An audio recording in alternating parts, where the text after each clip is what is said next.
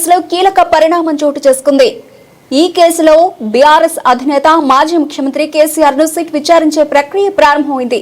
ప్రత్యేక దర్యాప్తు బృందం సిట్ అధికారులు ఆదివారం మధ్యాహ్నం పలు డాక్యుమెంట్లతో హైదరాబాద్ నందినగర్లోని కేసీఆర్ నివాసంలోకి వెళ్లారు. మధ్యాహ్నం 3 గంటల నుంచి ఆయనను ప్రశ్నిస్తున్నారు. ఈ మొత్తం ప్రక్రియను సిట్ అధికారులు వీడియో రికార్డు చేస్తున్నారు. ఈ విచారణ కోసం కేసీఆర్ ఉదయం ఎర్రవల్లి ఫామ్ హౌస్ నుంచి నందినగర్ నివాసానికి చేరుకున్నారు. ఆయనకు బీఆర్ఎస్ వర్కింగ్ ప్రెసిడెంట్ కేటీఆర్ స్వాగతం పలికారు. విచారణకు సిట్ అధికారులు పూర్తి సన్నద్ధతతో రాగా కేసీఆర్ కూడా తన వెంట ఒక నోట్బుక్, కొన్ని ముఖ్యమైన పత్రాలను తెచ్చుకున్నారు.